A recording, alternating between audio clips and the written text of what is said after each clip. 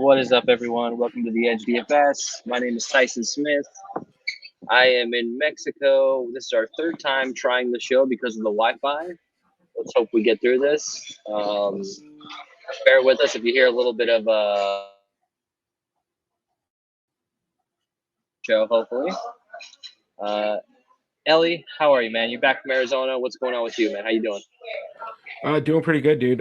We actually went to an aquarium out in Arizona. It won a silent auction on a signed replica Kyler Murray helmet. So that should be here at the end of the Nice. month. I'm pretty excited to maybe mount it, like, I don't know, somewhere that so it's sitting like right here, give some people Yeah, stuff to look at. Yeah. you have to put it over the next to the A-Dub photo Yeah, absolutely. with all Oh, the speaking Cardinals. of, so A-Dub's in I charge, do, dude. yeah, dude. And so did you hear that Devin Booker is changing his number to 24? Are you kidding me? Yeah, because someone came onto the team. He's going to give up number one. And he's going to take Kobe's 24.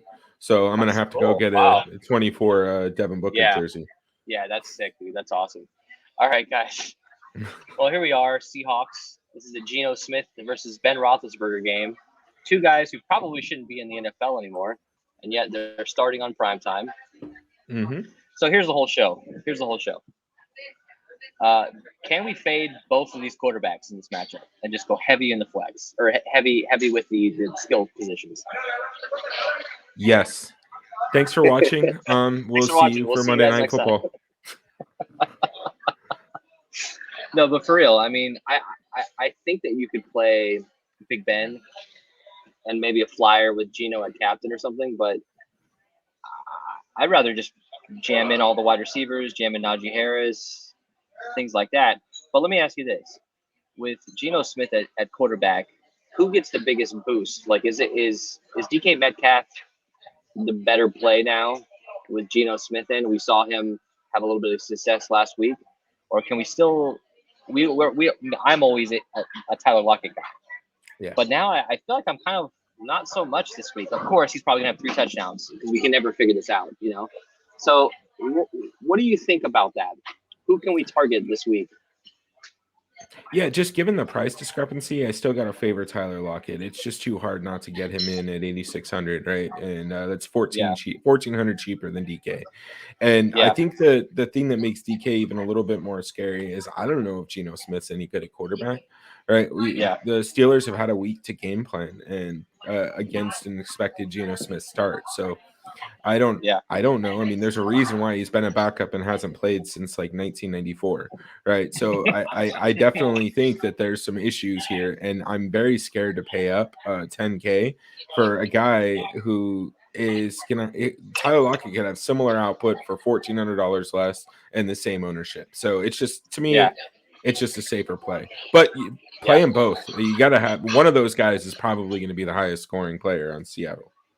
yeah. I think you have to fit at least one of those guys in for sure.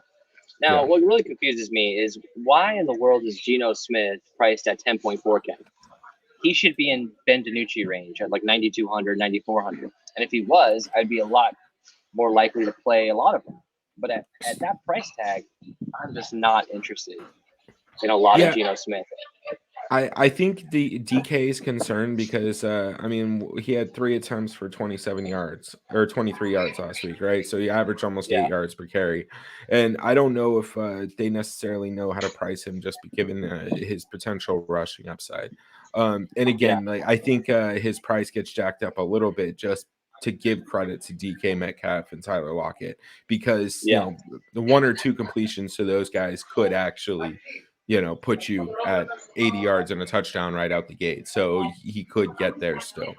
But yeah, I'm with you, man. If he's that's still too much for me. He's too scary, too much of an unknown, and I only expect Pittsburgh's defense to get better. So I just don't think this is a great matchup for him.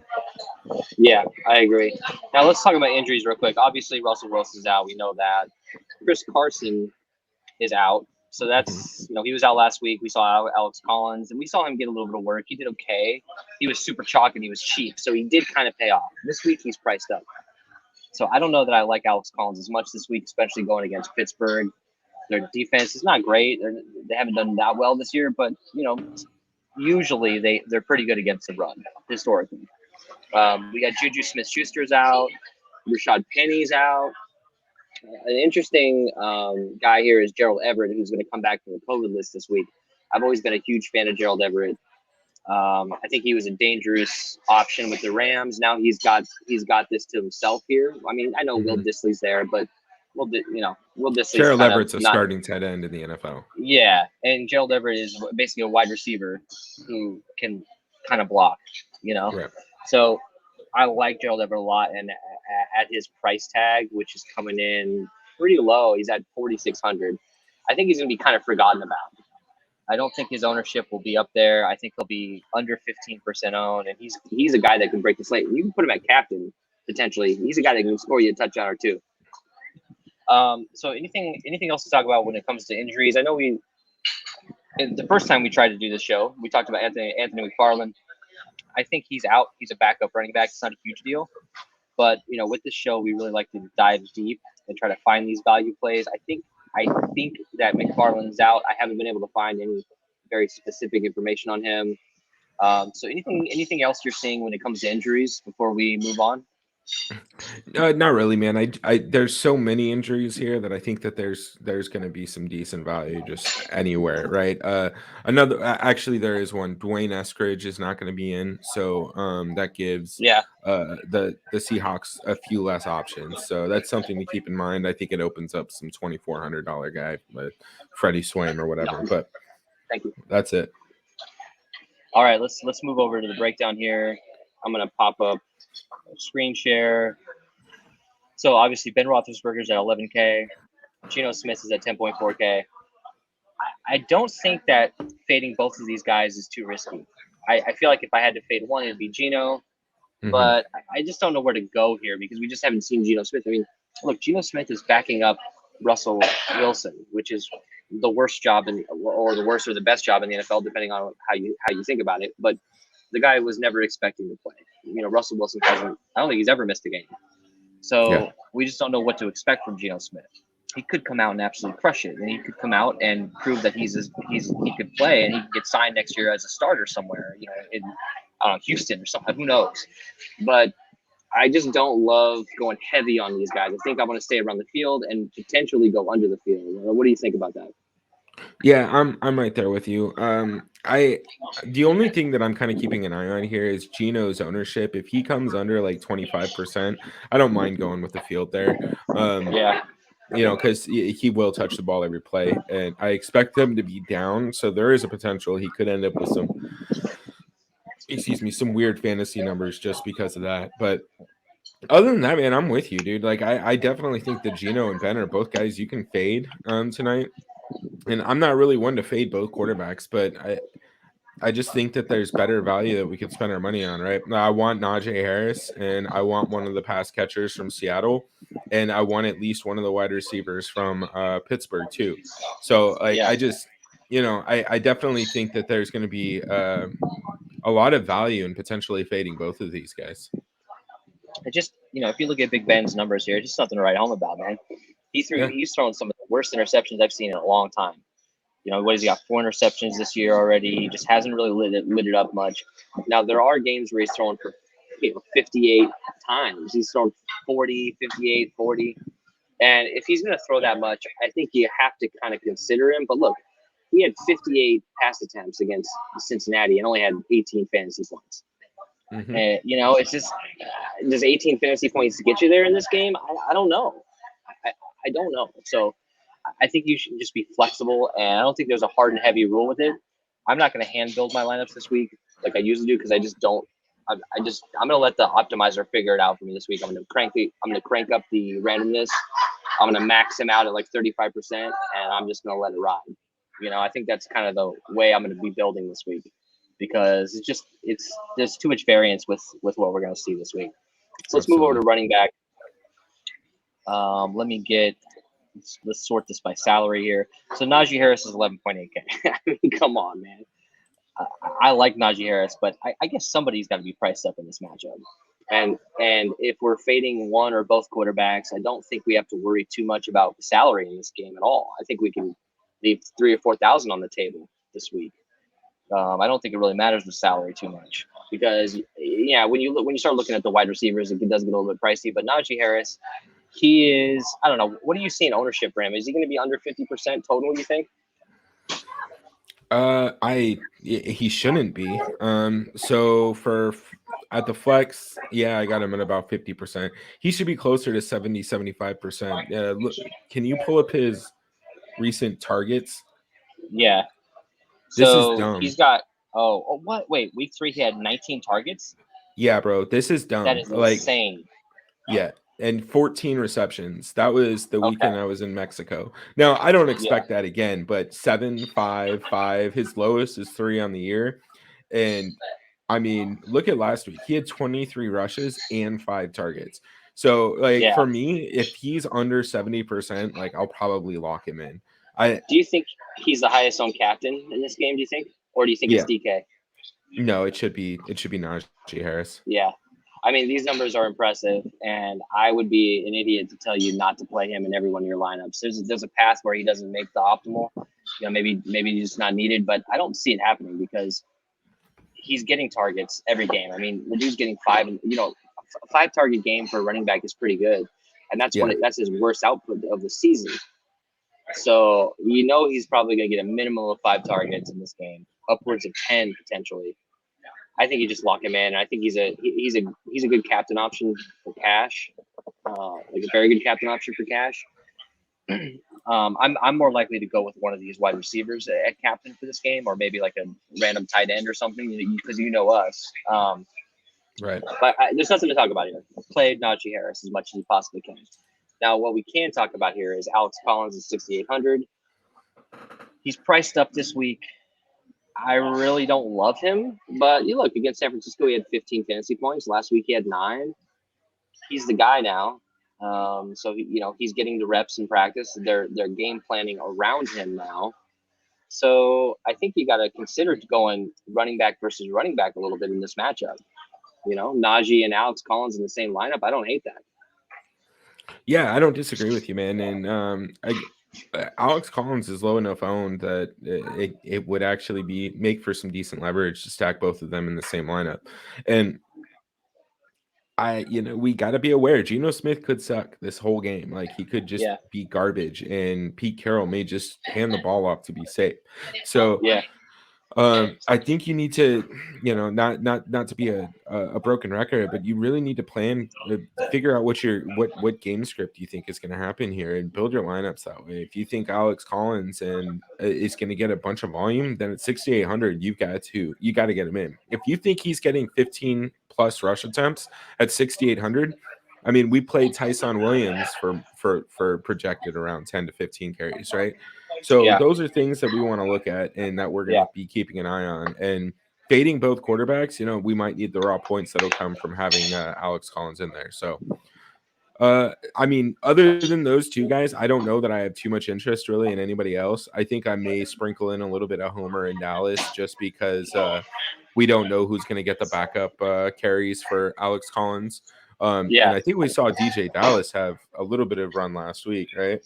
Yeah, I mean, he had 4 attempts and 2 targets. Well, here's the biggest thing to look at last week. Alex Collins had 71% of the snaps, and DJ Dallas had only 18, and Travis Homer had only 13. Yeah. And if you look at the routes run for Alex Collins, he's at 22 last week, which is pretty damn good. So I think Alex Collins could be, he only had 3 targets. So it's not great, but he could be a little bit of a threat out of the backfield in this game. If you're running that many routes, he at least has the opportunity. So, Travis Homer, DJ Dallas, I'll probably feather them in. They're 800 and 600 respectively. I don't mind them. When it comes to Benny Snell and Balaj, I don't know, dude. Benny Snell has not looked really good. I know last year with all those injury problems they had, but they didn't really have a number 1 guy that's like Najee Harris.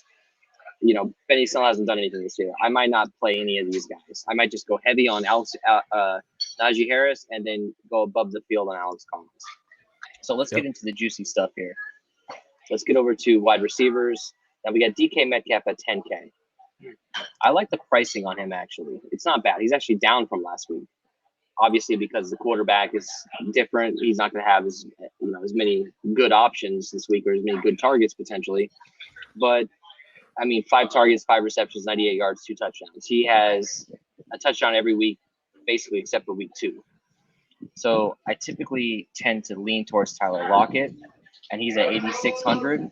But I personally this week would lean more towards DK Metcalf. Do you agree with me on that? No, I don't. I love that you're high on DK Metcalf because that one thing will probably talk me into getting a little bit more exposure. I tend to end up falling too in love with Tyler Lockett, especially when he's Yeah, priced me like too. this, man. But Yeah, it's just too hard not to. I understand that this probably isn't the greatest scenario for him because he's more of a mid to deep threat passer or threat. But yeah, I think I don't know, man. I just like Tyler Lockett, especially at that price. Now, if we see that we don't need to save that money because we've faded the quarterbacks or whatever, then yeah, I have no problem getting back up into DK Metcalf. But either way, man, I think you're fine just getting either one of those in your lineups as many times as you yeah, can. yeah. I will make a rule that I'll have at least 1, if not 2, in my lineups for sure. And look, I'm not afraid to have both of them in the lineup without Geno Smith this week. I'm not afraid to do that. I know it's a little counterintuitive to do something like that, but I don't mind it. So let's talk about some of these other guys for Seattle. I don't think I'm gonna go too deep with Freddy Swain, although it's worth a shot because we talked about him last week in that showdown slate, and he has 2 touchdowns this year. He has 1 game with 95 yards and a touchdown. I think he's a guy that can like mess the slate up for everybody, and he's probably gonna be low owned still. But he's at 2,400. I don't hate that at all. I really don't. Penny Hart, I'm not really, I don't know, $200, maybe 1 or 2 lineups. He had a couple targets, a couple receptions. It's worth a shot, but I think you stick with DK and Tyler and feather in some maybe the tight ends for this team as opposed to the deep wide receivers. When we go to Pittsburgh, Deontay Johnson's clearly the guy. Now, if he can actually hold on to balls, he's a Pro Bowl type wide receiver. Last week he had 91% of the snaps. The week before he had 91% of the snaps. He is the number 1 option on his team. Chase Claypool is, last week he only had 57% of the snaps. And he only ran routes on 21 times. So I think it's clearly Deontay Johnson at 9,800 is your number 1 option. Chase Claypool at 8,800 is your next best option. Do you agree with me on that? Yeah, I even say it's more 1A, 1B. I think either or is fine in this scenario. I think these two are closer than Tyler Lockett and DK Metcalf, in my opinion. Yeah. Deontay Johnson could end up with 15 targets and 12 receptions, and Chase Claypool can end up with 5 receptions, 180 yards, and 2 or 3 touchdowns. 2 touchdowns. So, yeah, exactly. Yeah, so I love both those guys, and I'm going to have a bunch of them. And honestly, I'm probably going to have a decent amount of James Washington. I love playing James Washington. We loved him last year, dude. He was great last year. He requested a trade at the beginning of the year because, he just wasn't getting the run he should have because it's a deep wide receiver core. But I think he's a solid player, and I think he should be getting more opportunity than he is now. Right. Let's talk about Anthony Miller real quick. So Anthony Miller, funny enough, we were high on him on a showdown slate when he was with Houston. He had a touchdown in that game. We went super heavy on him at $1,000, and he got released like 2 weeks later. And Pittsburgh picked him up. So I think it's a pure wild card. I think he'll be 5% owned. I think he's one of these guys that are like could absolutely break the slate and be in the Millie Maker winning lineup at $1,000. Are you interested in Anthony Miller? We've always been Anthony Miller fanboys for whatever reason. Yeah, I don't hate him at 1K. The only thing, obviously we need to keep an eye on inactive, see if he's on the squad tonight. But if he's there for $1,000, I don't hate playing a guy who can take it to the house anytime he touches it. Yeah, he was with that team. That was his first week with the team that he scored a touchdown. I believe he just came back from IR, and he already had scored a touchdown. So keep an eye on him. He's one of those guys that you can keep an eye on. All right. So anything else to talk about here for wide receivers? No, man. All right, let's go to tight end. So Gerald Everett is the highest priced tight end on the slate. He's at 4,600. I don't know, man. I might go heavy on him, being his first week back. He has a pretty decent output this year. He's got 10 fantasy points in week 3 and 10 fantasy points in week 1. And for 4,600, I think he's going to fall under the radar, especially considering he hasn't played in a few weeks. Are you as high on Gerald Everett as I am? Yeah, bro. I love playing tight ends, especially when you're clearly the best tight end on your team. I think he's a great play, especially with Geno Smith being a random quarterback. Again, we talk about young quarterbacks and backups. One way to establish them is getting them to a sure-handed tight end who can run decent routes. So I think that Gerald Everett's very much in play at that price tag. And, no shocker here, but I'm not going to hesitate to play him at captain either. Yeah, exactly. So Will Dissly's 1,600. Now, the interesting thing with them, if you look back the last time they played together, Gerald Everett had 79% of the snaps and Will Dissly only had 35%. And even with Will Dissly as the starting tight end, he wasn't running nearly as many routes as Gerald Everett. So I think you can consider Will Dissly maybe a few lineups, but I'm not going to go too heavy on him. We have been trying to go heavy on him in the past, and if you look at his previous, 2 years ago, he had a stretch of 5 or 6 games where he was number 1 fantasy tight end. He's not the same guy anymore, I don't think. And especially considering the quarterback situation, I don't think he's going to get as much volume. So here's the interesting thing here. Eric Ebron for Pittsburgh is at 3,400. Man, remember when Eric Ebron was catching 2 touchdowns a game for a stretch of games? This dude hasn't done shit this year. I don't know what's going on with him. But look at this fantasy output: 3 points, 2.8 points, 2.9 points. He has 2 bagels. Obviously, Pat Fryermuth is the guy now. They're trying to involve him a lot more. But if you look at the season, the amount of snaps that they have, they're right at 47% each. And so I don't know that either of these guys is a good option.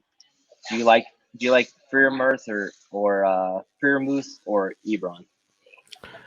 I don't mind either, just given their pricing, and we both know that Ebron can come out at any point. And with Juju Smith being hurt, I think that there's an opportunity for either one of these guys to get more involved. But again, I just don't know if we're going to need to get there. I'd kind of rather play Gerald Everett and get down to. I mean, you can go to Freddy Swain, who's going to get a little bit more run than probably both Ebron and the other guy for a little bit cheaper. And so that's kind of where I'm at. I'm not in love with any of the tight ends on Pittsburgh, but I will probably have some exposure to Ebron just because I can't not fade him, or I can't fade him entirely. He could go off. Ebron's the kind of guy that can have you 2 receptions for 7 yards and 2 touchdowns, or he can have 15 targets. We just don't know. And considering there's been some shuffling with the injuries with the wide receivers for Pittsburgh, you might have to consider playing Ebron a little bit because I don't think he'll be more than 10% owned, right? What do you get in ownership for him? They've got him closer to about 10. Yeah, so he's another one of these Miller Maker guys, or even just any line. It doesn't matter what tournament lineup you're playing him in. Even a small field, you can fit him in. All right, so kickers. Is this a Chris Boswell's 4,200, Jason Myers is 4K. Can we consider playing some more kickers here with how much these quarterbacks have been struggling? They're less likely to maybe go for it on 4th and 3 than they typically would. Maybe they'll take the points where they can get them in the game like this. Do we like maybe going a little heavier on kickers than we usually do? Because we don't usually go heavy on kickers at all.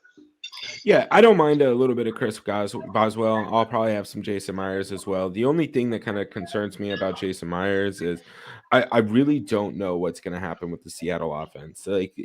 Generally, we're looking for them to sputter out and stall out within the opponent territory so you can get that field goal attempt.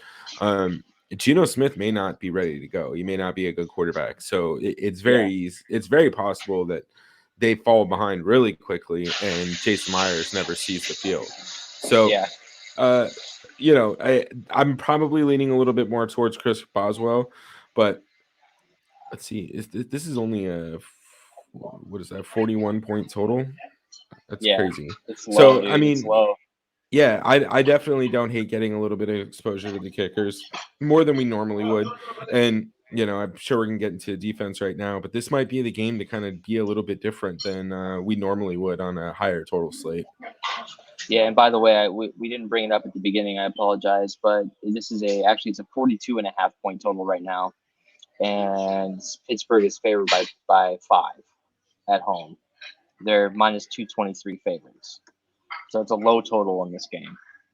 So I think this could be an opportunity to maybe target the Steelers defense at 5,600, and they're look at that price is up, and I think I think typically speaking, we always bring up the fact that these high-priced, high-owned defenses are kind of a trap, and this could be another opportunity to be trapped in. But 5,600 for the Steelers, when price necessarily isn't really a huge deal this week.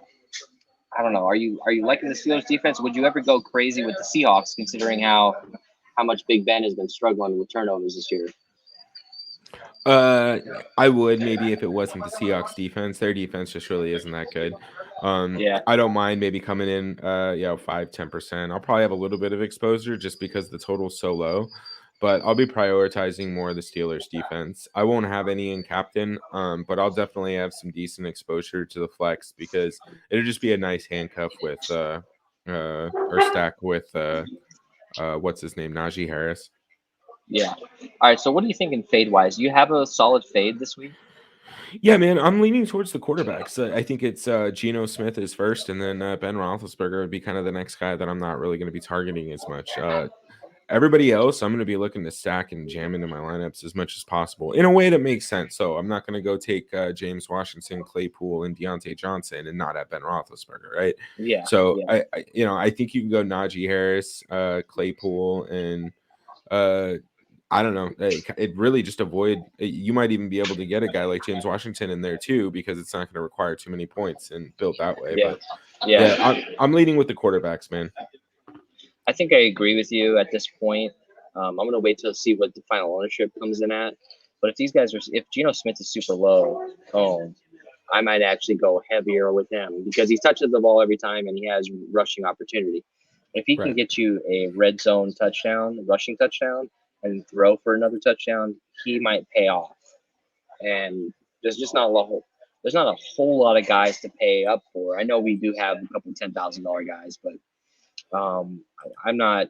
If he's under 20% or under 25% even, I might go heavy on him. But I don't know that he will be. I really don't. All right. So what's your favorite captain option here? I don't know, man. I think right now I'm leaning towards Tyler Lockett, and that's just assuming that Najee Harris is going to be incredibly chalky. But I don't necessarily hate Najee Harris either if we're able to find someone that's just really low owned that we kind of like to get different. But I don't know that we're going to be able to do that. So it's probably going to have to be Tyler Lockett.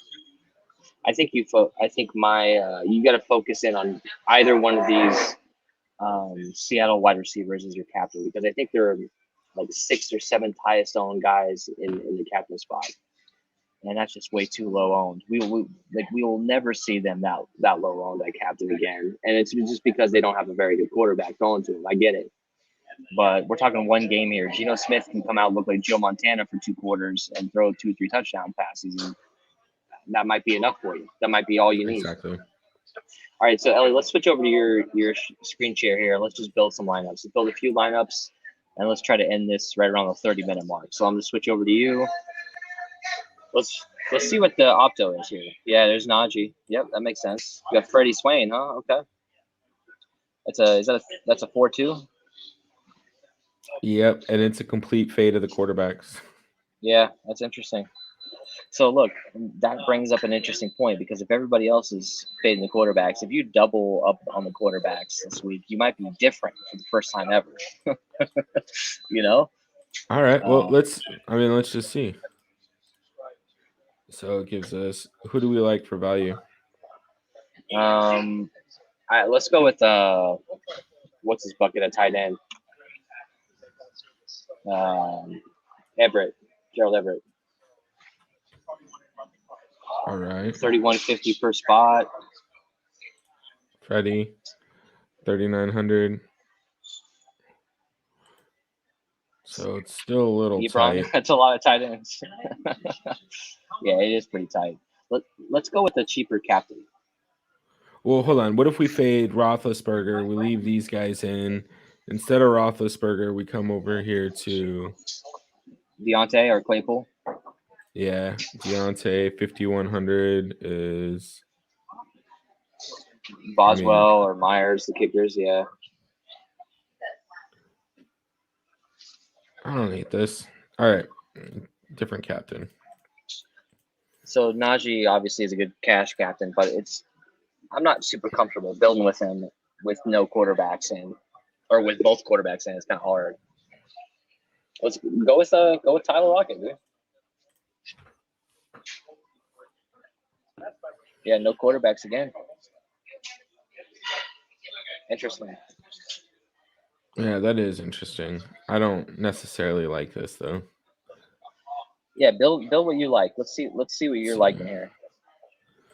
All right, if we're gonna do Lockett a captain, let's go ahead and try a Geno. Yeah. And then I think we still do need to come back to Freddy Swain. I think he's going to be the best value option on this slate. So now we need to get to 2,700. Almost free remove. Ray McLeod, Will Disley. It's a lot of tight ends going on here. What about Chase Claypool instead? What does 3,700 give us? Eric Ebron, not going to work. Oh, maybe we come off of Geno then. Okay, what if we throw in Alex Collins instead? Yeah, we forgot about him. Gives us 3,700 or 7,300.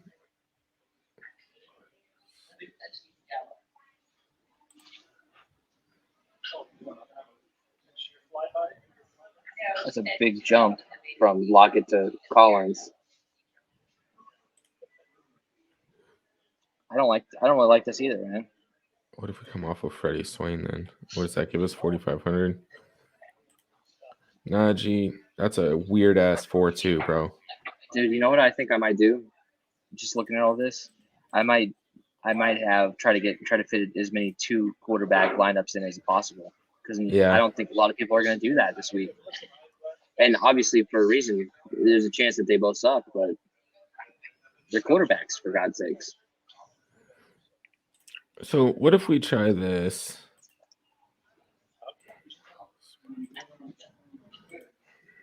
Actually, you know what? Let's do this.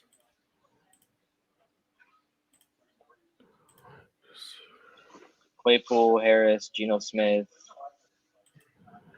Lockett. Tyler Lockett.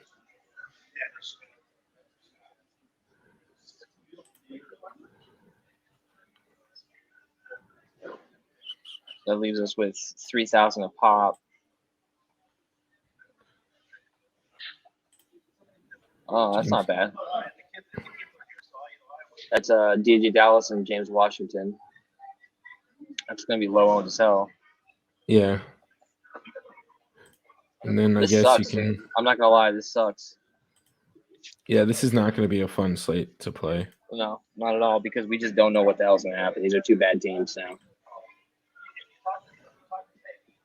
I don't know, man.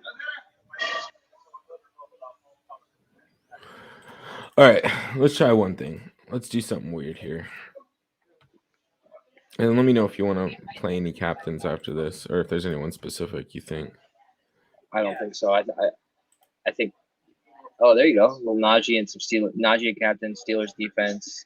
Deontay Johnson leaves us with 5,600 for 3 spots.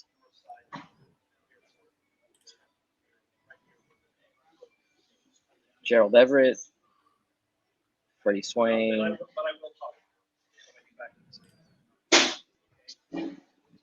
Chase Claypool. No, that's too much. Too much Steelers.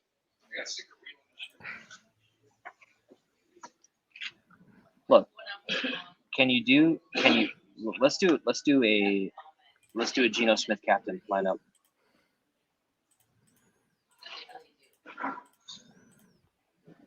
Let's see what that does for us. This is one of the only times where playing a captain at captain is just not, or a quarterback at captain is not really popular. All right, what do you want to do next? Let's pass catcher. Let's do DK and Lockett.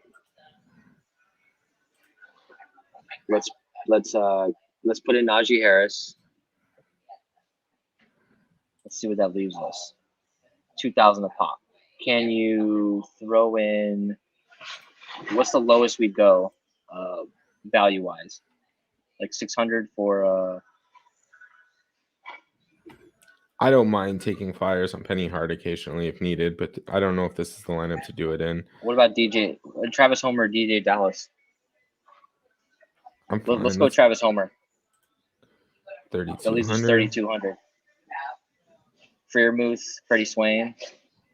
I would rather do Freiermuth. Yeah, 4-2. I mean, it's not ideal.